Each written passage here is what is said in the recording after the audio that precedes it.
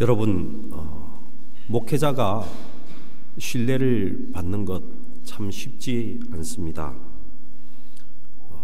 이렇게 감기만 걸려도 맥을 못 추니까 여러분 신뢰할 수 있겠습니까?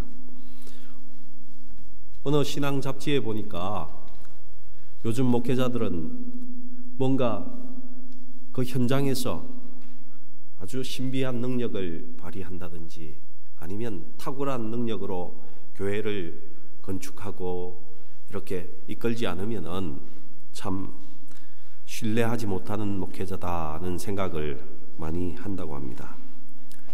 무슨 말입니까? 뭔가 나하고 달라야 한다는 그런 생각들을 다 갖고 있다는 것입니다. 여러분도 그렇죠? 아파도 표가 나지 않고 좀 그랬으면 좋겠는데 제가 왜 이렇게 오늘 제목을 그렇게 지어서 그런지 아픈 것이 이렇게 표가 나네요. 오늘은 죄송합니다. 근데 약할 때에 하나님께서 은혜가 강하다고 말씀하시니까 하나님만을 의지하시기 바랍니다. 이렇게 달라야 된다는 생각은 고린도 교회 사람들도 다 같이 함께 가지고 있었던 것 같습니다. 여러분, 놀라운 사실은 그 고린도 교회 사람들이요, 우리가 그렇게 존경하는 바울을 신뢰하지 못했다는 것입니다. 바울도 신뢰받지 못했다는 것입니다. 그를 신뢰하지 못하는 이유는요, 바울 사도는 너무 평범한 사람이었기 때문에 그를 믿지 못했습니다. 2000년 전에 고린도 교회에 가장 큰 영향력을 미치고 있었던 철학은 헬라 철학이었습니다. 그리스와 로마의 철학이었습니다. 그들은 이렇게 생각했습니다. 종교 지도자는 남들하고는 탁월히 다른 면이 있어야 된다.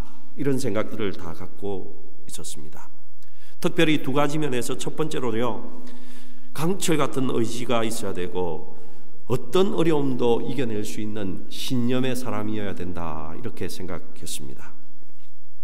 두 번째로, 종교 지도자는 내가 체험하지 못한 신비한 체험이 있는 사람이어야 된다. 이렇게 생각했다는 것입니다. 강철 같은 의지가 없으면 몸이라도 건강해야 된다. 그래서 아주 튼튼해야 된다. 이런 생각을 가지고 있었습니다. 여러분도 목사는 좀 건강하고 튼튼했으면 좋지 않겠습니까? 목사는 우리와 달라야지. 몸이 약할지라도 강한 척 자기를 위장하는 그런 위장술이라도 갖고 있어야 된다고 생각했던 사람들이 그 사람들입니다. 종교 지도자가 자신을 강한 척 하는데 필요한 요소가 무엇입니까? 나는 항상 자신감에 가득 차 있다. 나는 무엇이나 할 수 있다. 이런 것들을 사람들에게 다 보여야 했다는 것입니다.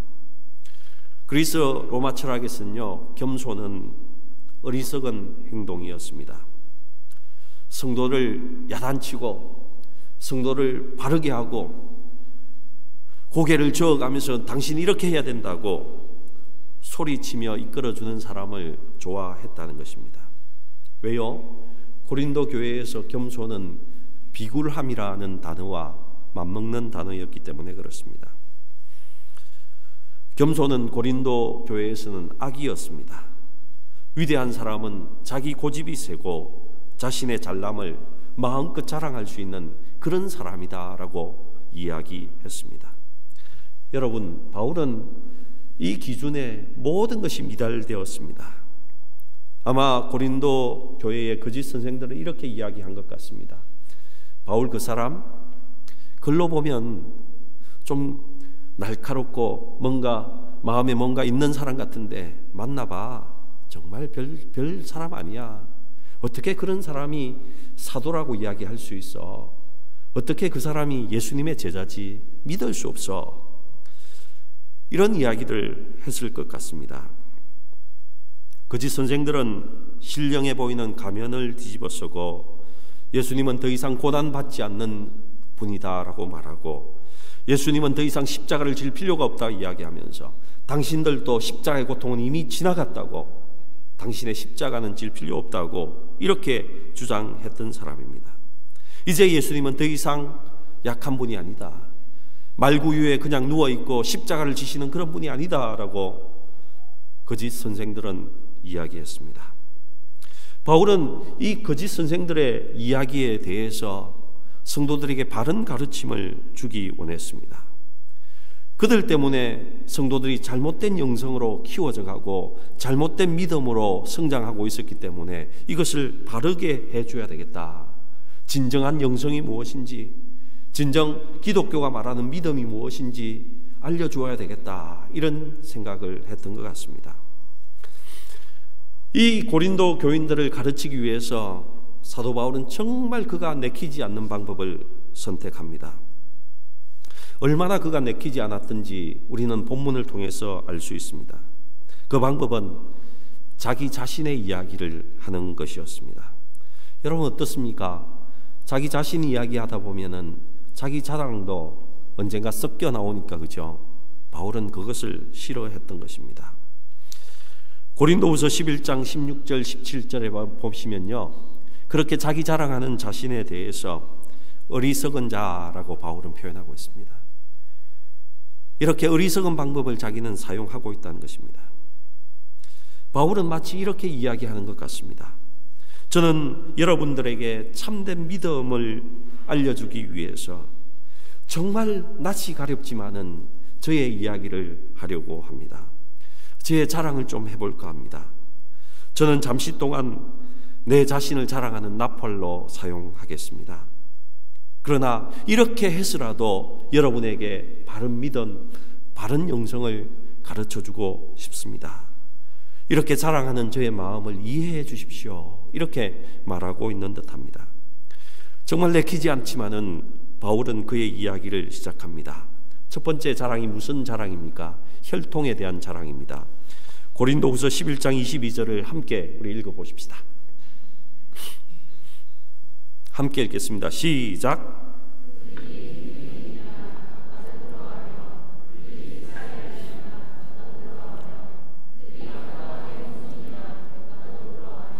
아멘.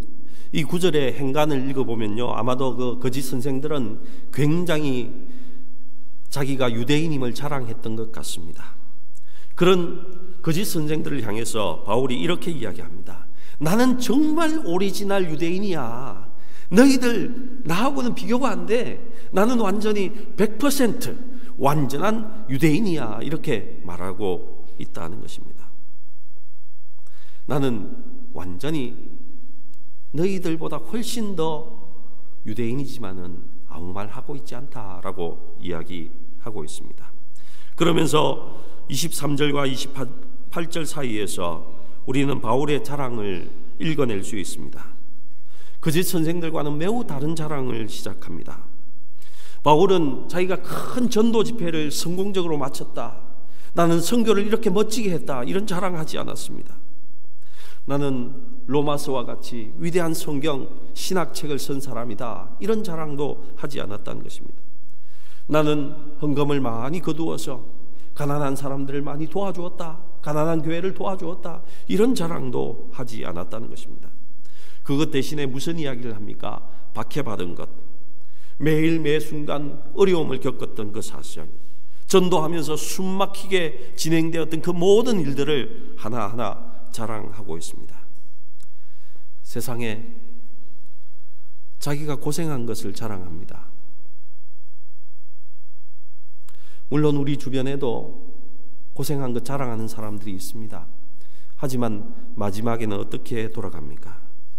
그렇게 내가 고생했지만은 내가 하나님 앞에 매달려서 내가 그 어려움을 극복해냈어, 이렇게 보통 돌아가지 않습니까?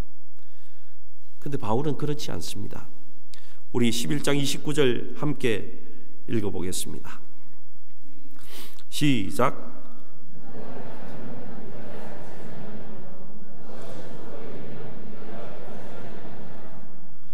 이렇게 이야기합니다. 여러분, 제가 사도이지만은 저는 이런 어려운 일을 감당하기에는 너무너무 어렵습니다. 너무너무 어렵습니다. 사도지만은 너무 어렵습니다. 목사지만은 너무 어렵습니다. 저는 여러분처럼 강한 사람들이 아닙니다. 저는 다른 사람들보다 더 유혹에 더 잘 견디는 그런 사람도 아닙니다. 저는 사역을 하면서 어려운 일을 겪으면서 겪을수록 저의 부족함을 또 느끼고 더 느끼고 또 느끼는 정말 연약한 사람입니다. 저는 연약하기 이루 말할 데 없는 사람이다. 이렇게 이야기하고 있습니다. 여러분, 위대한 설교자 스펄전도, 전도자 무디도, 그런 거성과 같은 목사님들도 그들이 하나님의 종이 된 비결은 자기의 무능과 부족함을 절감하고 하나님께만 의지했기 때문에, 하나님께만 매달렸기 때문에 그들이 그런 귀한 사역을 할 수 있었다고 합니다. 이제 바울이 이렇게 고백합니다. 우리 고린도후서 11장 30절에서 31절 함께 읽어보겠습니다. 시작. 내가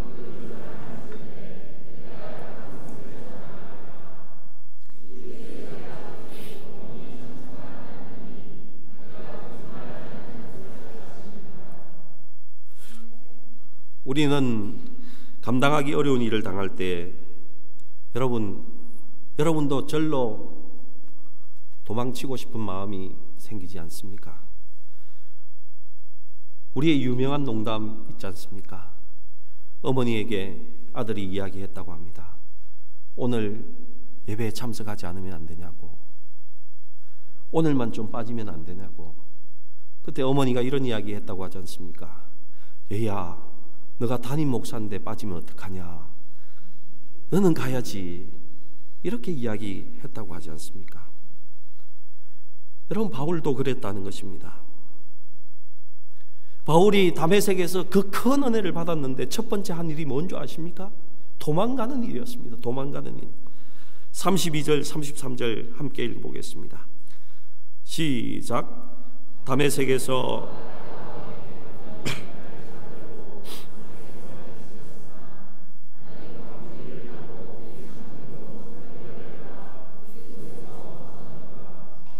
위대한 사도 바울은 첫 번째로 그가 어려워서 그 고난을 피해서 어땠습니까? 광주리 타고 성벽을 타고 내려와서 도망가는 일을 했다는 것입니다. 이렇게 연약한 인간이 바울입니다. 여러분, 우리는 어떤 지도자를 원합니까? 적군을 섬멸하기 위해서 성벽을 기어올라서 완전히 적을 무찌르는 그런 지도자를 원하지 않습니까?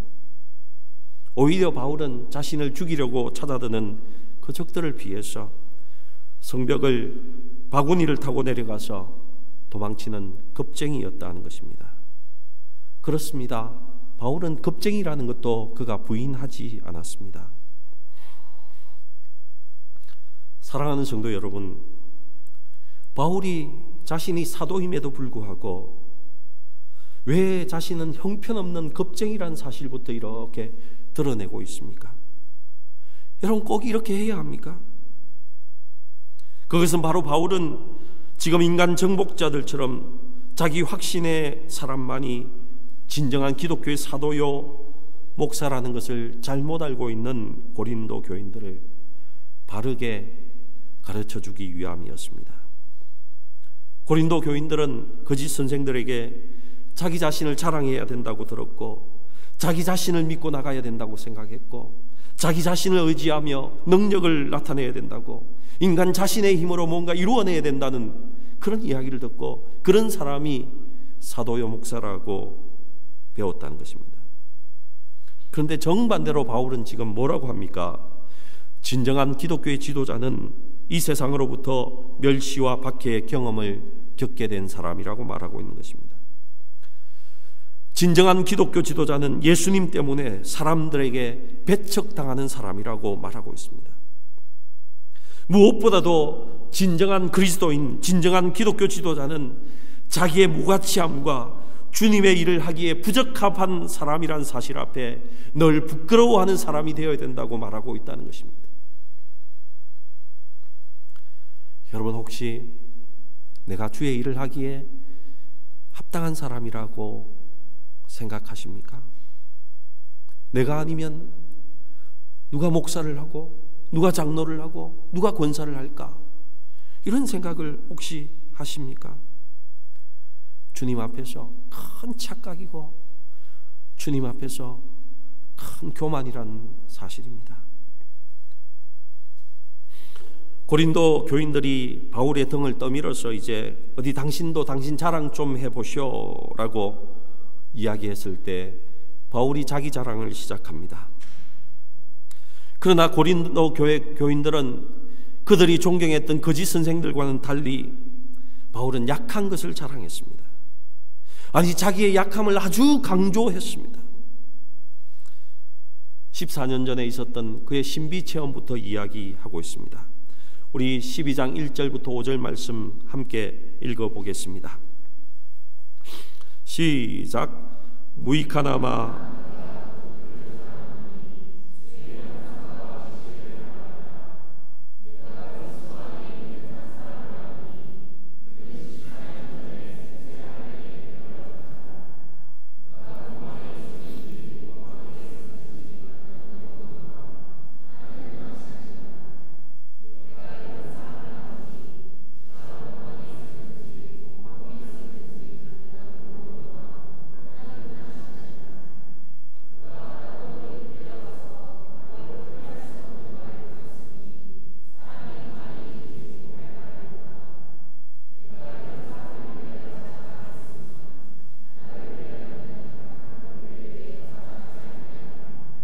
아멘.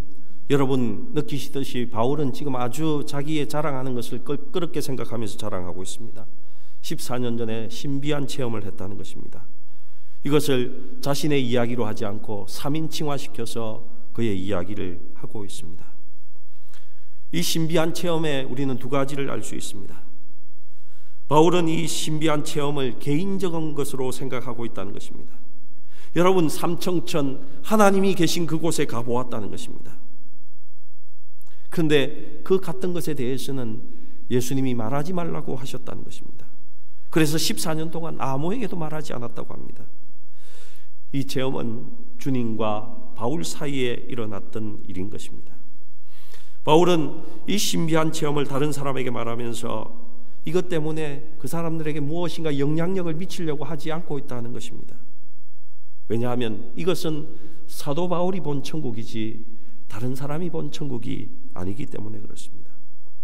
그리고 두 번째로는요, 이 신비한 체험을 하고 바울은 값비싼 대가를 지불하고 있는 것을 볼 수 있습니다. 12장 7절을 함께 읽어보십시다. 시작.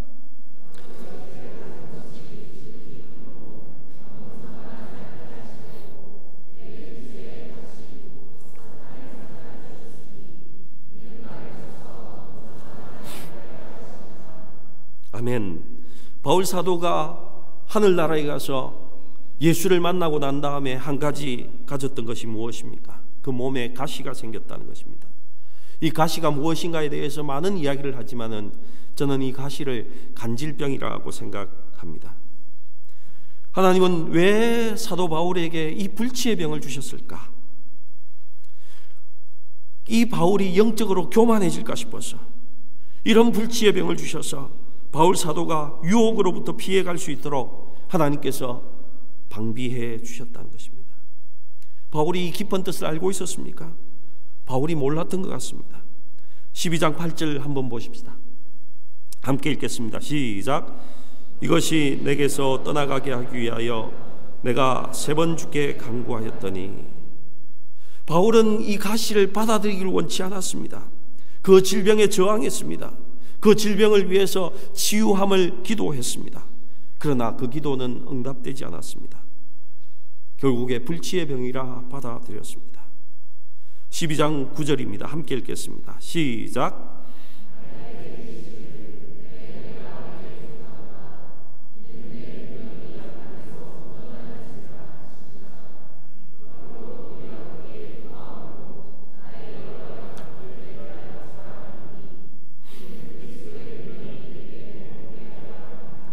아멘. 바울은 머리가 벗겨진 세련되지 못한 사람입니다. 그 덜떨어진 사도 바울이 인간적으로 많은 부족함을 갖고 있는 그 사도 바울이 천국을 보고 왔습니다. 바울이 영적이지 못하다고 반대하는 고린도 교회의 반대자들을 향해서 바울은 정면으로 맞서지는 않았습니다. 오히려 역설적으로 그들이 가진 영성과 믿음이 얼마나 하나님으로부터 멀리 떨어진가를 이렇게 보여주고 있는 것입니다. 사랑하는 성도 여러분, 우리가 믿는 기독교는요, 나 잘나고 내가 힘이 있고 내가 능력이 있다고 여기며 믿는 사람들이 믿는 종교가 아닙니다. 나를 완전히 포기한 사람들이 믿는 종교입니다. 그래야 예수를 믿을 수 있지 않겠습니까? 어떻게 하나님을 온전히 섬기면서 온전히 그에게 다 맡기겠습니까? 내가 더 잘하는 것이 있으면. 여러분, 기독교는요, 나의 약함을 주님 앞에서 인정하고 하나님 중심으로 돌아오는 것이 우리가 믿고 있는 기독교입니다. 2000년 전 고린도 교회의 거짓 선생들은 믿음의 사람은 우리가 뭔가 달라야 하고 뭔가 다른 파워를 갖고 있는 사람들로 가르쳤습니다. 바울은 지금 정반대를 이야기하고 있습니다. 여러분, 진짜 영성의 사람, 진짜 믿음의 사람은 아주 평범한 사람입니다. 진짜 영성가는요, 약한 것처럼 보입니다. 영성의 원조인 우리 예수님이 얼마나 약하셨습니까? 예수님은 태어나자마자 말구유에 누웠습니다. 돌아가실 때는요, 십자가에 달려서 돌아가셨습니다. 죄인처럼. 2000년이 지난 오늘날 사람들도 영적인 믿음의 사람은 2000년 전에 고린도 교인들의 가졌던 생각과 별 다르지 않은 것 같습니다.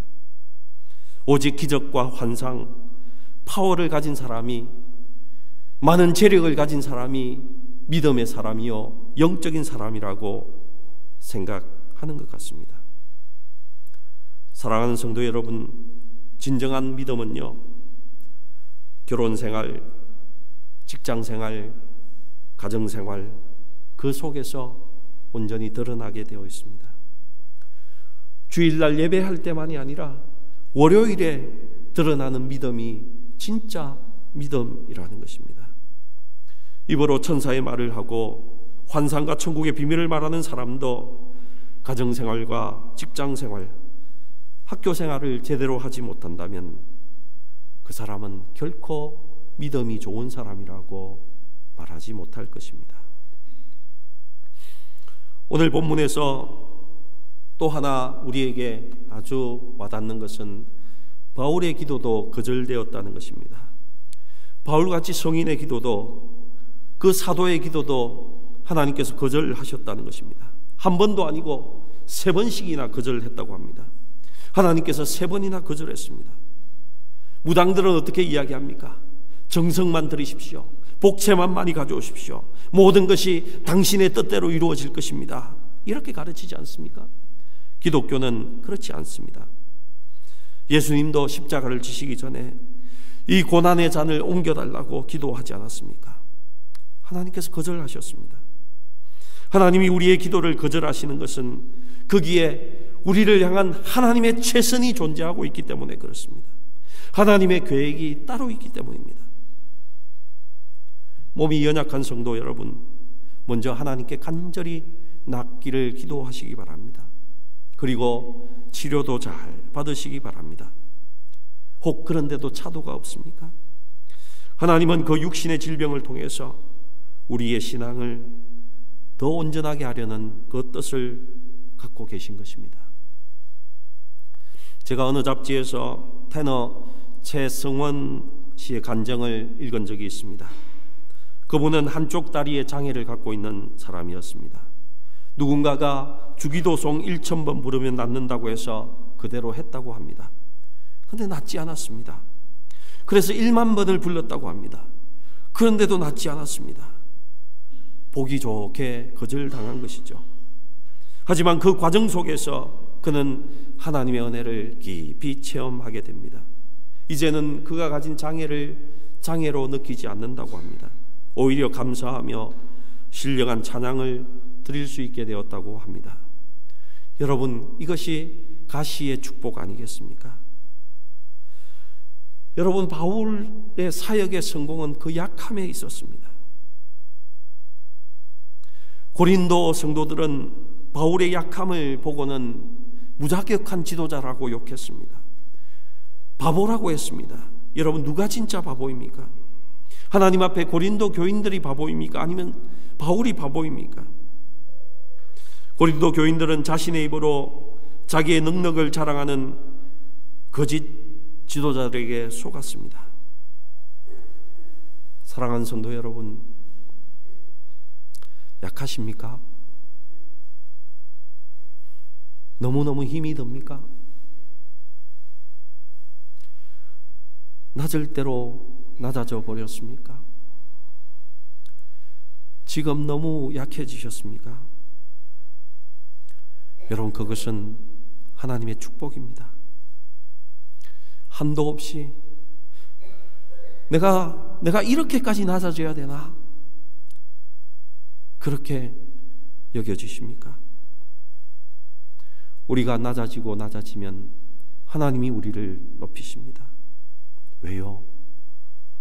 우리가 약해지고 없어지면 그리스도가 나타나고 하나님께서 우리를 인도하심을 믿을 수 있기 때문에 그렇습니다. 우리의 자아를 죽이면 하나님께서 우리를 살리십니다. 우리의 삶의 중심을 자아 중심에서 그리스도 중심으로 옮기면 하나님께서 우리에게 모든 것으로 인도해 주십니다. 여러분, 오늘 저는 이렇게 말씀드리고 싶습니다. 포기하십시다. 내가 하는 것 포기하십시다. 하나님의 생명을 누리시기 바랍니다. 연약하고 포기될 때 하나님의 생명이 우리 안에 흘러 넘치게 되는 것입니다. 오직 예수 안에서 내가 약할 때에 내가 강함입니다. 아멘. 기도하시겠습니다.